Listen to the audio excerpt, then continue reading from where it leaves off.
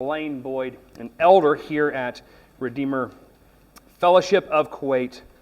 And I think, maybe like most of us, I enjoy a good story of transformation. They kind of catch you and draw you in, and we see these. Maybe it's someone who is physically unfit, and they have the before and after, or maybe you have someone who has gone into prison and then reformed themselves and are coming out and living these productive lives. There's an appeal to these stories of transformation that draw us in. It was a few years ago, I don't remember exactly when it was or what I was seeing it on, but there was a show of transformation that was showing a transformation of some of these men who had gone in, they're young men who had gone into the United States basic military training. And there was the show was highlighting their kind of the transition from who they were before this and then who they were after this. And of course they picked people who really were pretty purposeless in life, pretty wandering. Maybe in the West or in the U.S. we might call them kind of a classic couch potato, someone who is just spends most of their days sitting there on the couch. Their appearance comes across pretty messy and unkempt, and their clothes kind of communicate that. Their hair kind of communicates that. They don't have any purpose to wake up in the morning for, and they live life kind of wandering aimlessly. And so that's the picture of the before, the transformation. And then these young men would go into this military basic training. They would come under the strict discipline of the military, and they'd be put through all the physical and mental pressures of this basic training, and then they would come out the other side, and then you had the picture of them in their military uniforms and all crisp and cut, and their hair was all of a sudden high and tight, and there was a form and there was a definition to them. And so you saw this radical transformation that happened over a rarely short period of time.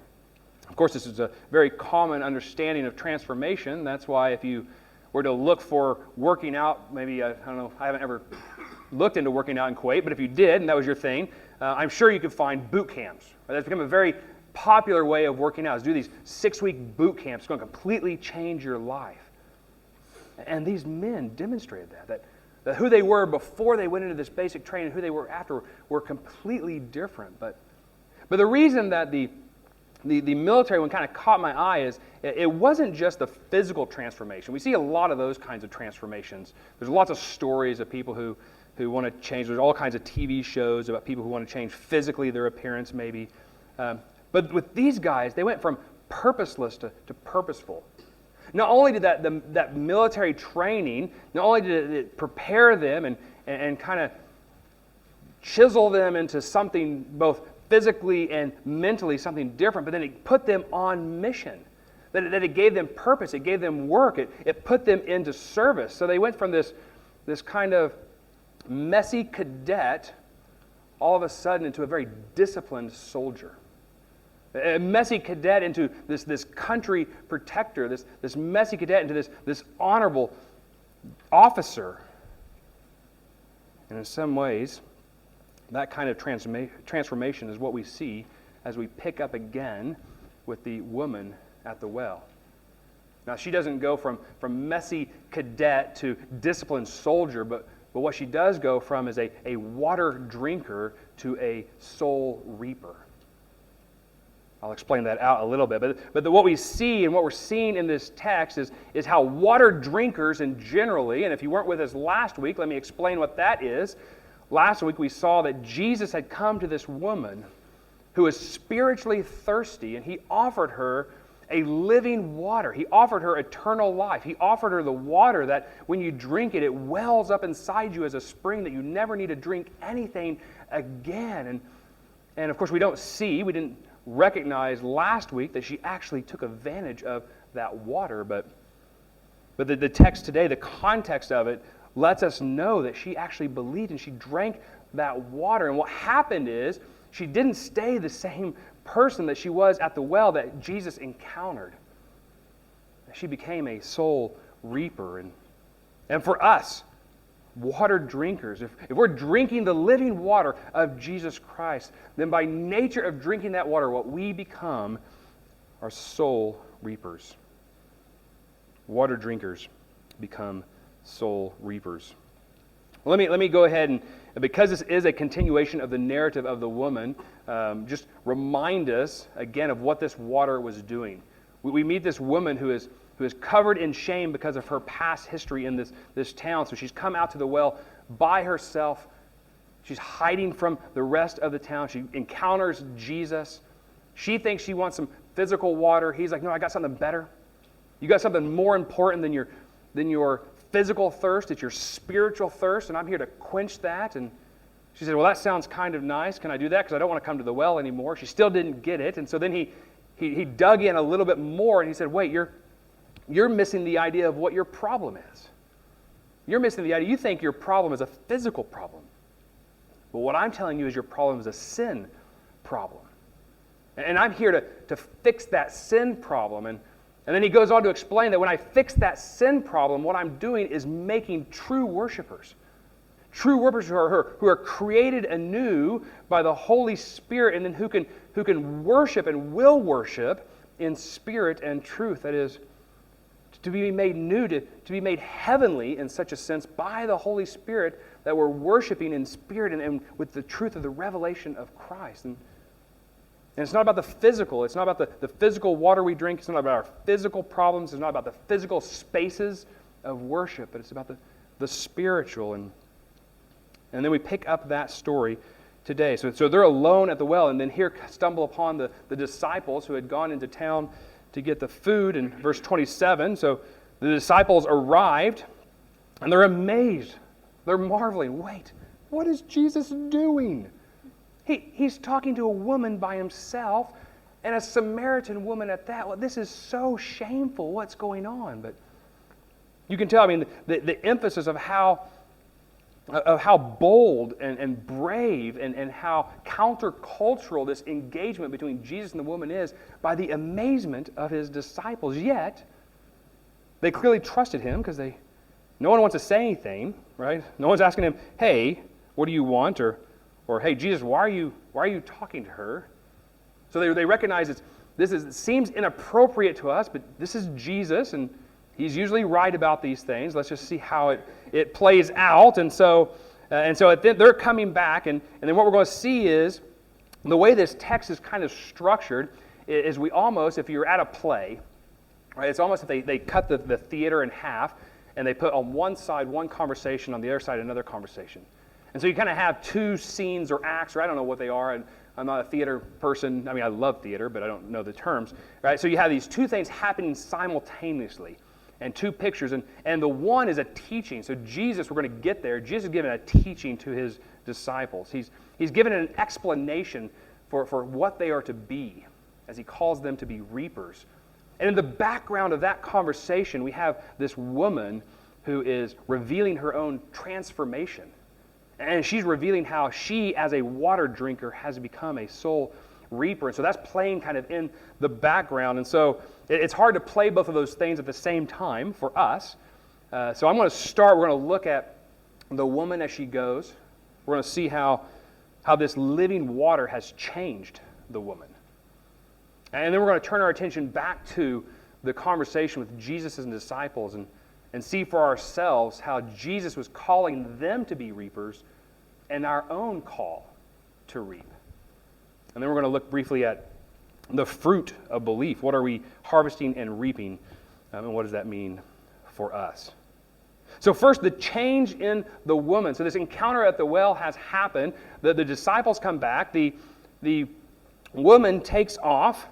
She heads back to the town. And the emphasis here, the emphasis that the text is showing us is really the change that's happened to her as she's going back to town. That we don't get it explicitly, but what's very clear is that she drank the living water that Jesus had given her to.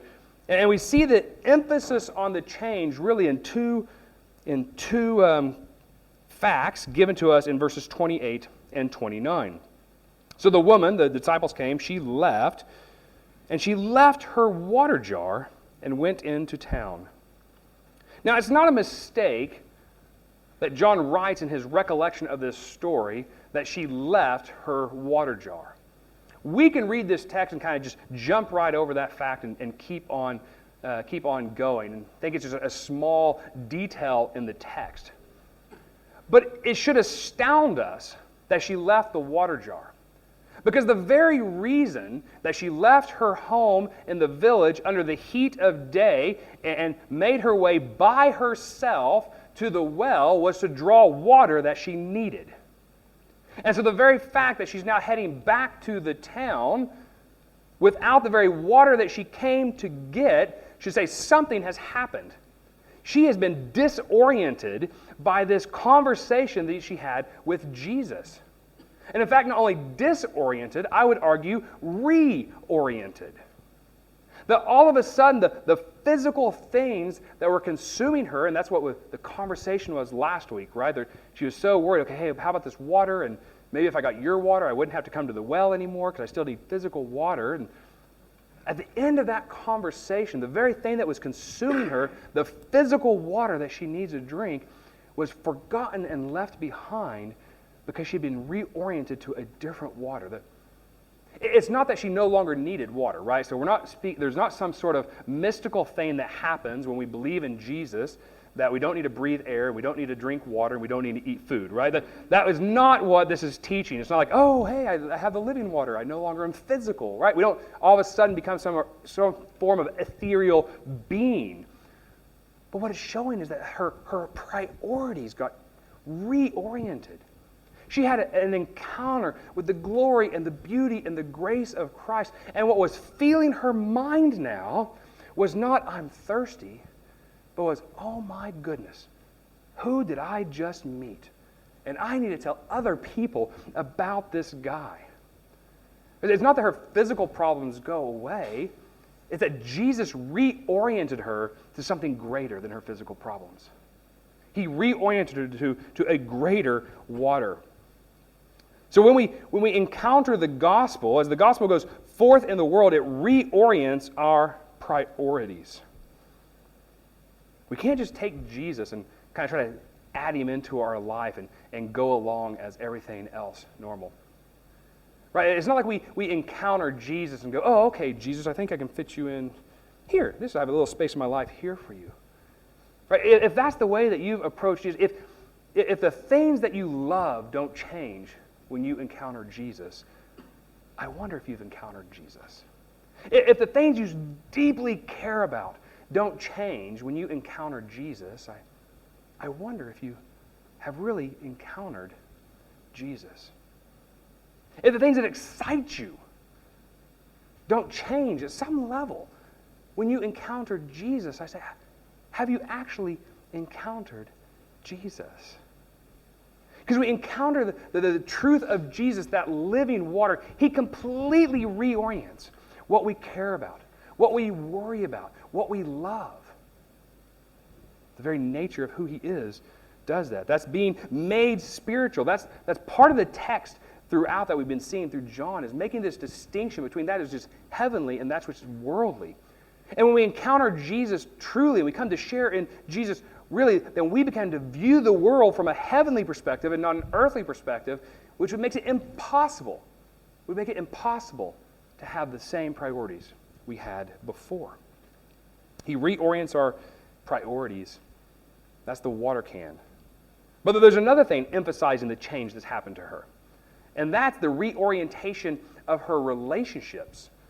And primarily the relationship with the town. Now, if you remember last week, one of the emphasis was this idea that she came to the well at noon. It's hot. People don't come to the well at noon. They come in the morning and they come late. Why? Because it's cool and that's when it's easiest to draw water and carry it back to your house in the village. And so she came at noon. Why did she come at noon? Well, she came at noon primarily to avoid all other people. She came alone. And that too was something that would never normally happen in an ancient Near East village, is that especially if women were going to a well, they would go in a group for protection. And so you would all go and draw the water together and all go back. And we talked about that one of the things we see, and of course we learned, kind of her shameful past and the things that the town would have known about her. What we talked about is the very fact that she shows up alone at noon communicates that she is on the fringes of this village and this city. That she is an outcast, that she is maybe in some ways unclean to the other villagers. They don't want to associate with her, and she doesn't want to associate with them because of her shame, and so she keeps her distance from them. But then what does she do? Well, when she hears and meets and encounters Jesus and he reorients her, well, what does she do? She goes into the town and tells the people. She said, hey, come and see the man that has told me everything I ever did. The very people she was trying to avoid, she encounters Jesus and she goes back to that very people to tell them about who she just met. Right? Whatever happened there at the well, whatever it was to drink that living water, in her own relationship, in her mind of a relationship with these people, moved her from this place of shame, I'm a messy sinner, to now I'm a messenger of the Savior. That she went from, I can't even talk to these people, I have to keep complete distance from them, to listen to who you need to hear about. She becomes the messenger of grace to this town in Samaria. And that's the way the text really presents her. It presents her in the same way it has presented to us Philip in chapter 1. Now, if you remember, Philip had encountered Jesus, and then he went to Nathanael, and Nathanael was like, oh, certainly nothing good comes from Nazareth. And what does Philip say to Nathanael? He said, well, come and see. Come and see who this man is. Well, what does the woman say? She says, come, see. Right, what we're picking up on, and one of the themes that is subtly running through the book of John that hopefully we've seen a little bit from different angles, is this idea of witness.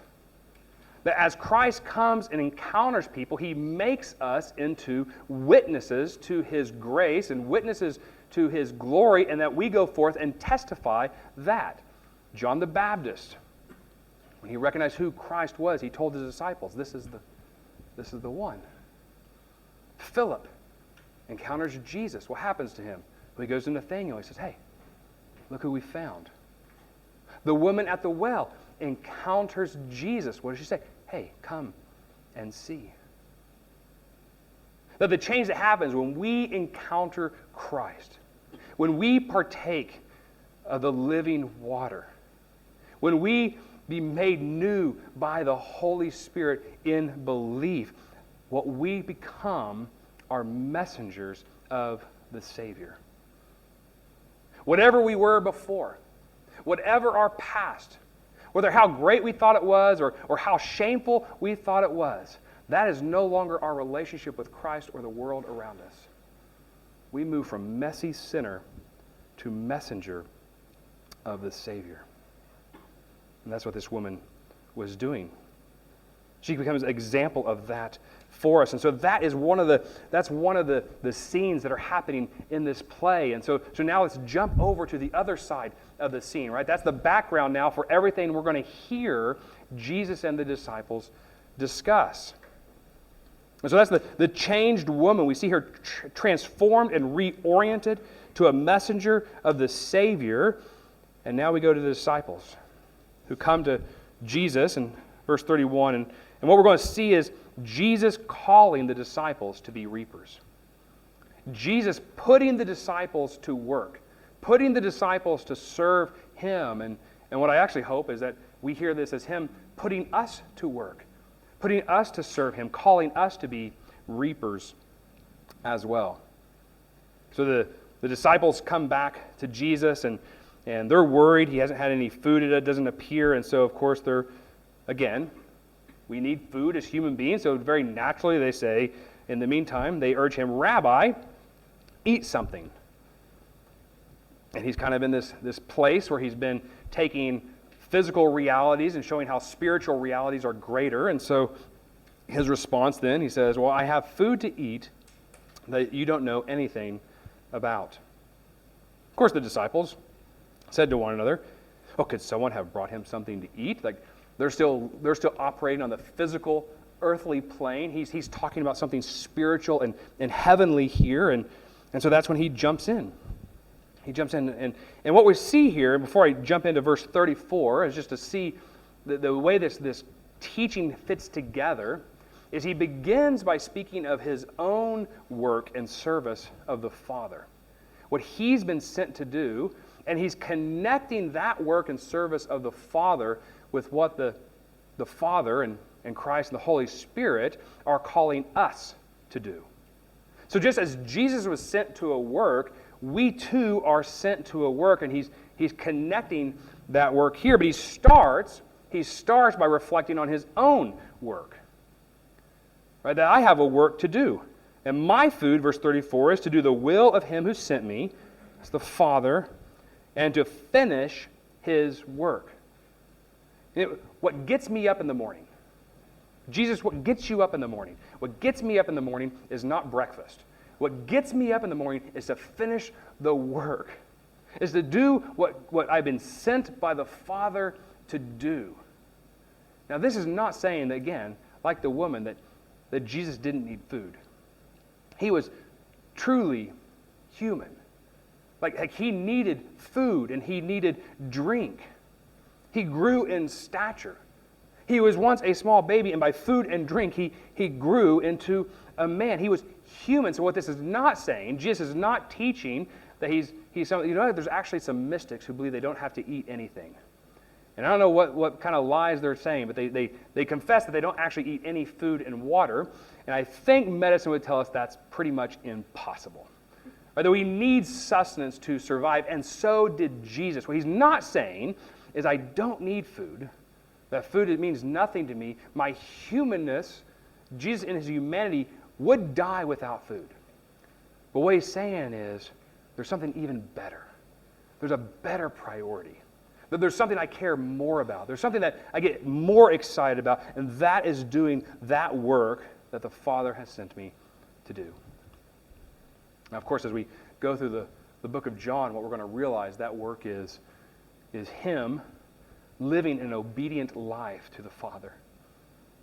Him in obedience going to the cross where he dies. Where he dies for our sins and the sins of all who would believe in him. He dies as a sacrifice, and he takes the wrath of God that is rightly aimed at us, and he aims it at himself. And then 3 days later, part of his work is that he would rise again, defeating sin and death. And then he would begin the work of commissioning the apostles and the church to go and gather a people to himself and build the church, and then he ascended into heaven. And you see where we come along as he is moving from cross to grave, from grave to alive, from alive to heaven. As he is making that movement, what he's doing is he's beginning the church, and he's placing the responsibility of the church on us to be those who go forth and gather for him. And then the church is built then by disciples of Jesus going forth, proclaiming the word and making that gathering. And at the end of the day, Christ will return and reap the harvest of all that has been gathered in his name by the proclaiming of the gospel. That's the work he's doing. And so then now he's doing here is he's saying, hey, disciples, come and do this work with me. Come, I'm preparing you to do your work. I'm sending you. And he starts it by giving us this illustration of harvest, which is so perfect. Of course, there's lots of illustrations of harvest throughout the Scripture. In speaking of sowing the seed of the Word and reaping the good fruit. And so he's going to a very common, of course it was a farming society. There's a lot of farmers there. That's how they lived. This society would have connected really well with a harvest illustration. Maybe one of the fortunate ones. I actually grew up in a small town in the state of Oklahoma in the United States, and my grandparents were farmers. And so I grew up every summer farming. And I was out in the wheat fields with them and maybe planting some soybeans and dealing with cattle. But so these harvest imageries are so rich for exactly what he's trying to communicate. And what we see he's trying to communicate is he's trying to call the disciples to action, right? So he says, verse 35, "Don't you say that there are still 4 more months, and then comes the harvest?" Now, what is he saying? What is this, "so they say"? Well, we don't know if the disciples were actually saying this. This is probably a proverbial saying that people would use. And it really represents this time of not laziness, but a time of rest before the harvest.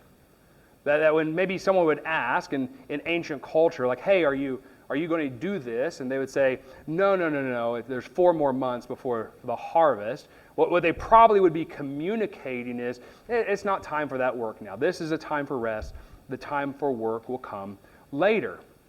And so what he's saying and accusing the disciples of is having this posture toward Christ and toward his work, that this is a time for rest, that the time for harvest will come later. And it's certainly true. It's certainly, if you've been in farming, like the rhythms of farming, there are seasons of rest and seasons of intense work. So we would start in where I was, the harvest would come ripe somewhere around mid-May. And when mid-May happened, people worked hard. No one works harder than a farmer at harvest. We would be up at 6 a.m. As soon as the dew would leave the field, we would be in the fields cutting the wheat, and we would cut the wheat until the dew returned, sometimes 11 to 12 at night. We would get home, we would try to get about 4 hours of sleep, and then we'd be back in the fields the next morning, and that could go on for a month or so. And then once all the grain is out of the fields, then you'd have to plow the fields and get them prepared, and then you'd have to get them all ground up, and maybe you put some other plants in, maybe you wouldn't.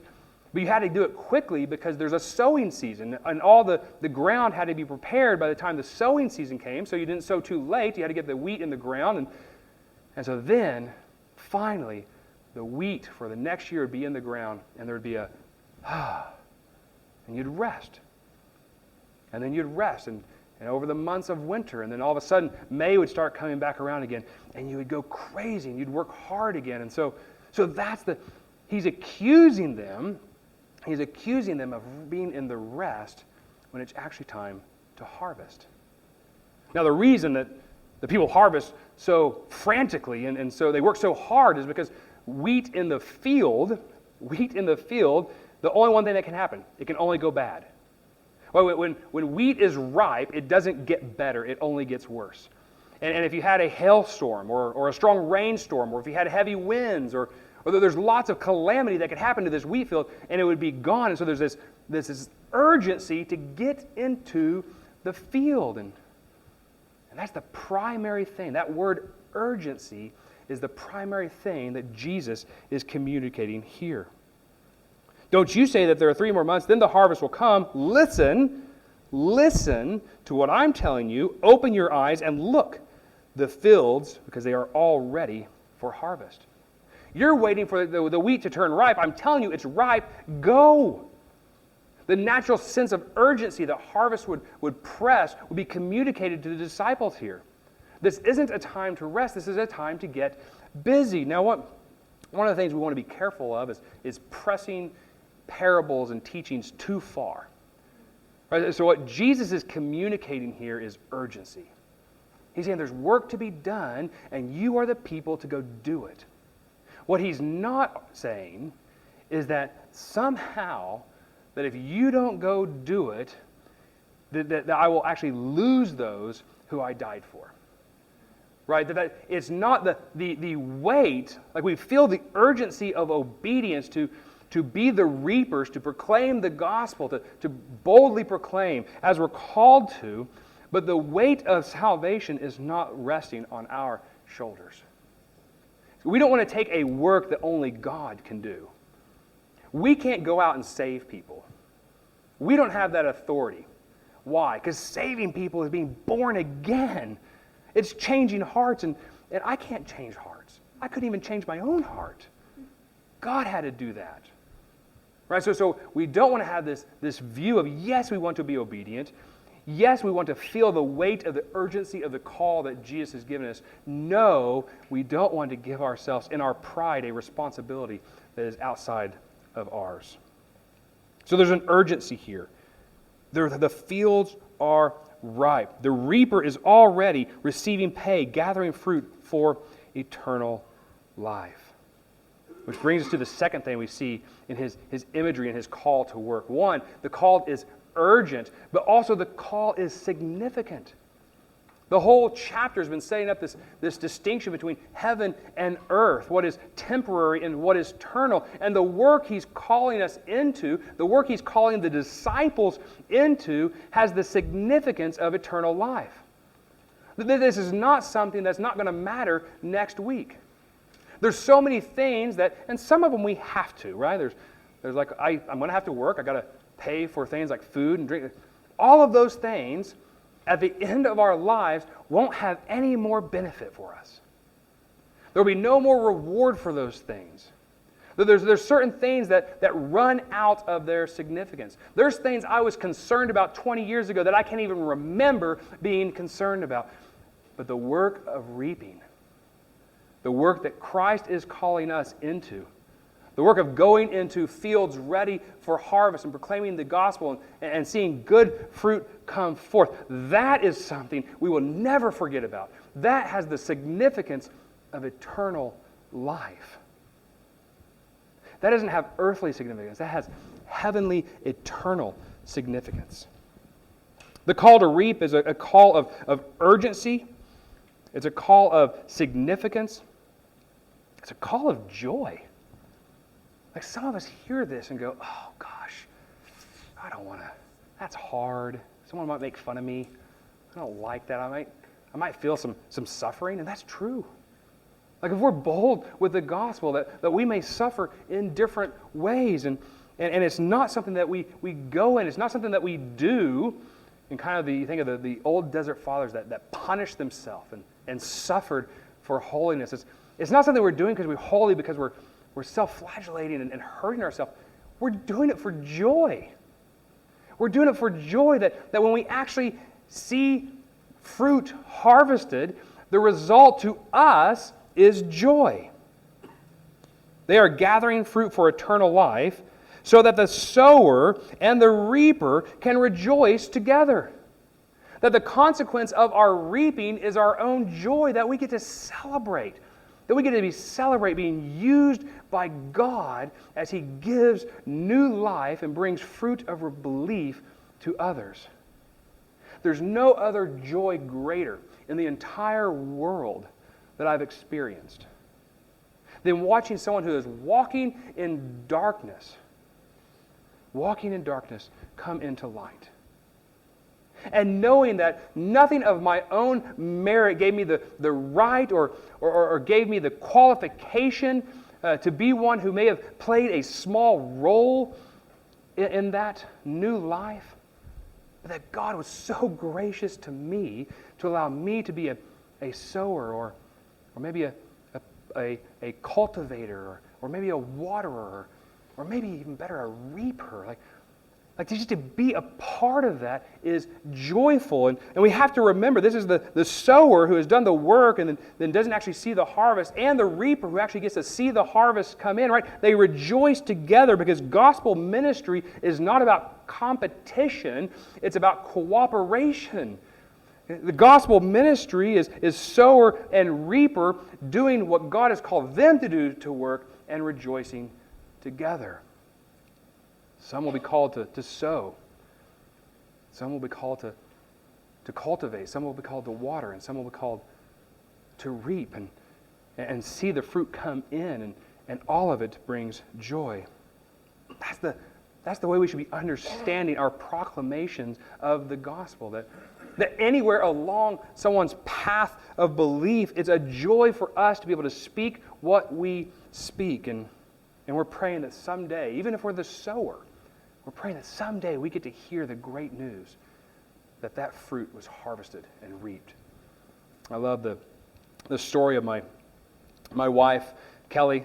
A lot of you know her, maybe some of you don't, but she's from Brazil, and she was from kind of a strange Catholic, Shinto. She's Japanese background, so there's just kind of a weird syncretistic religion. She really didn't know what was going on, into New Age and other things. In high school, she got involved in one of these exchange programs where she went and lived in the United States, and there was a family there, John and Connie, who welcomed her into their home, and they were lovers of Jesus. They were water drinkers. They had tasted of the living water of eternal life. And so they loved on Kelly. They're sharing the gospel with Kelly. They're taking Kelly to church. And she thought, oh, they're really nice people, and those are nice things that they're doing, but that's not for me. And so she left. But seeds were so that they were the sowers, and they planted seeds in Kelly's life. And then over 14, 15, 16 years, she stayed in contact with them, but in no way was responding to the gospel. And now she's in Dubai. And it happened that John and Connie came in contact with Mac and Leanne Stiles, who happened to be living in Dubai and going to a church called Redeemer Dubai. And they said, hey, we have this woman. We love her so much. She doesn't love Jesus, but she needs help. She's thirsty. She needs the living water. Could you reach out to her? And so then Mac and Leanne Stiles, they get back to Dubai, and they reach out to Kelly, and they invite her into the church, and they start sitting down, and they're actually reading the Gospel of John together, and she comes to believe. And her heart changes, and she sees Christ. And you know what? John and Connie didn't go, oh man, we wanted to be the reapers. No. They rejoiced with the Stiles, and the Thomases rejoiced together. Why? Because they saw the harvest of belief. It's my wife. I had to. That's our call. That's our call. That we're getting called by Christ to participate in the sowing and the reaping for eternal life. And now some of us sit here and we look at a passage like this and we say, well, he's talking to the disciples. Maybe that's something the apostles did. It was easier for them. They were given some speaking gifts. And so for me, I'm more of a just come on Friday kind of Christian. Or maybe I'll do some nice things for my neighbors kind of Christian. By the way, every Christian should be a do good things for their neighbors kind of Christian, right? I mean, that's all of us. But we are all also reapers and sowers of the word by speaking forth the gospel. And the reason we know it from this text is to remember what's playing in the background. That though Jesus is talking to his disciples and who would be his apostles and who would go forth and proclaim the gospel to build his church and get that whole thing started, in the background is the woman who he encountered at the well.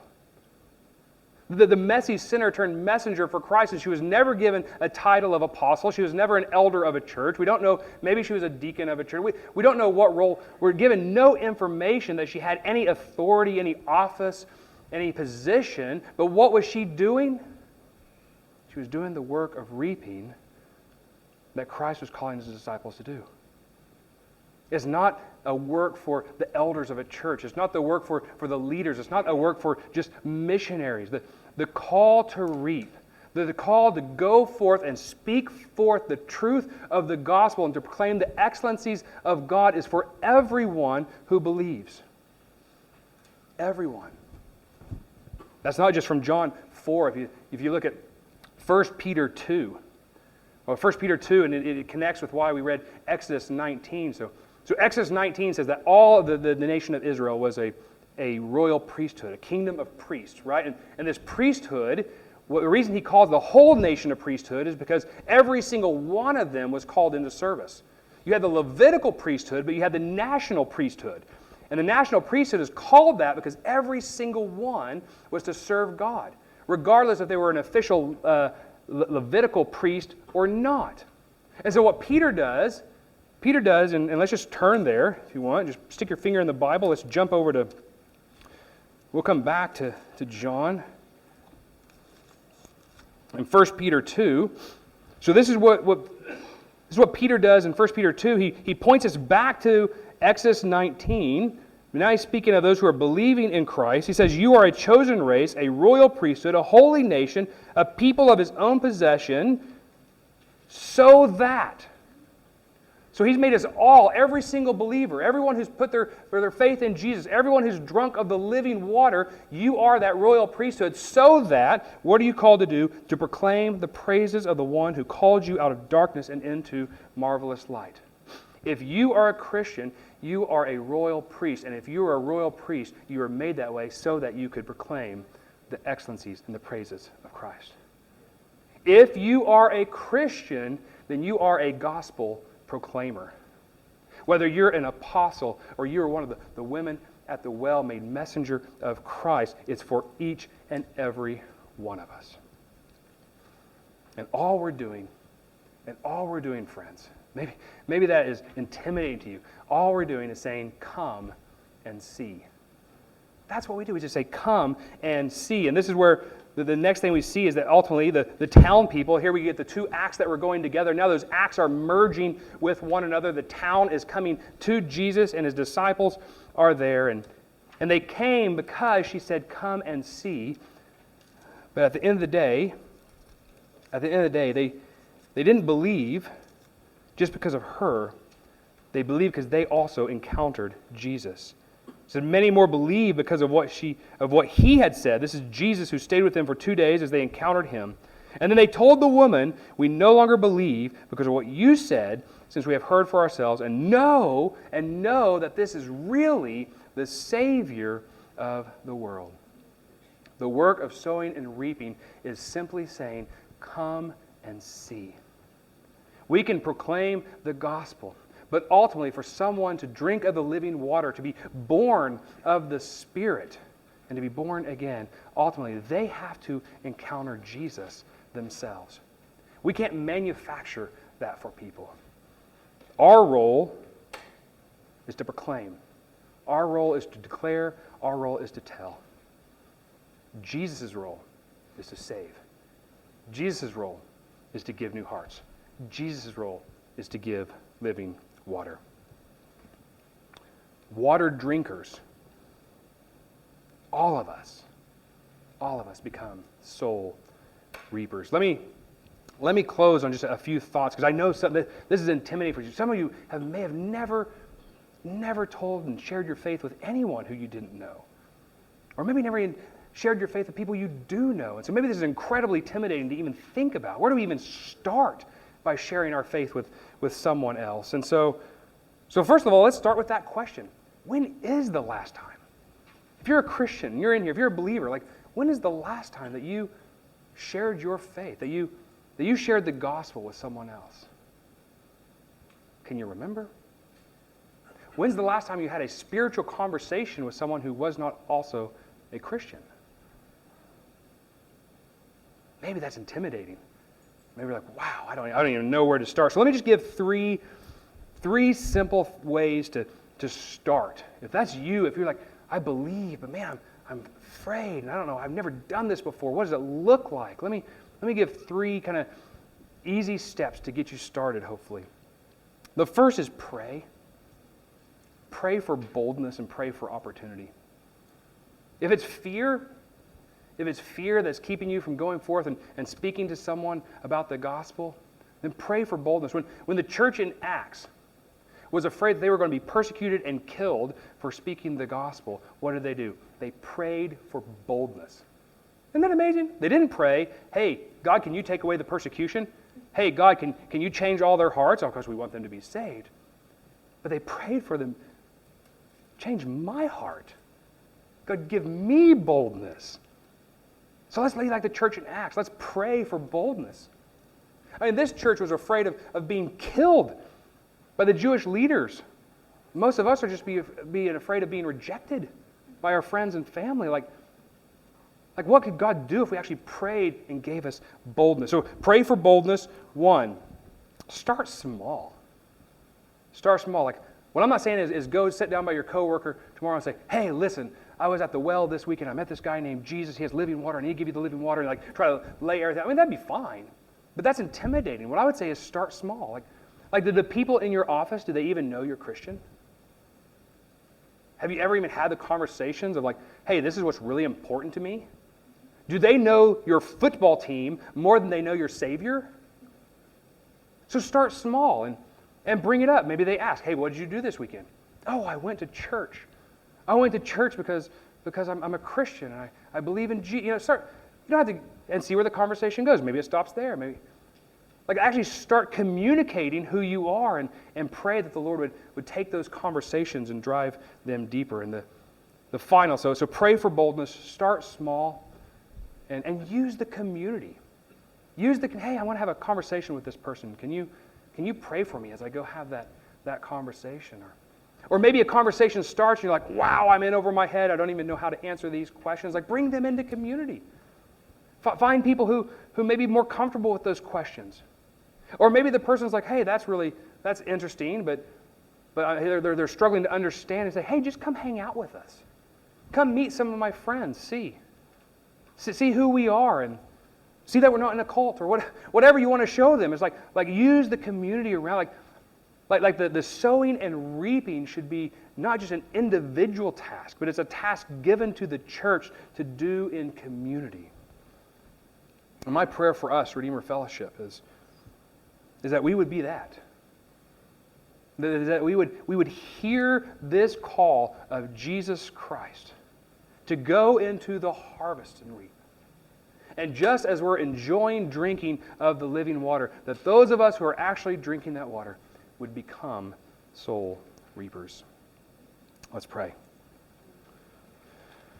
Father, this is hard. We see what you're calling us to, but we recognize our own fear and our own struggle to speak clearly the truth of Christ and the truth of the gospel. So Lord, I pray that you would work. Would you work in our hearts? Would you help us speak? Help us first by truly tasting of this living water and truly being amazed by the salvation that you're offering. Lord, make it such that we can't but tell. Make the joy of the gospel bubble forth from us so much that we can't but proclaim the praises of you. Oh, and Lord, would you give us joy? Would you give us joy as we go and we sow? Or would you give us joy as we go and we plow and cultivate? Would you give us joy as we water? Would you give us joy as we reap? Knowing that you use people like us and churches like us to bring forth people into the joy of eternal life. Lord, let us do it for you because you're worth it. You are worthy of all things. In Jesus' name we pray. Amen.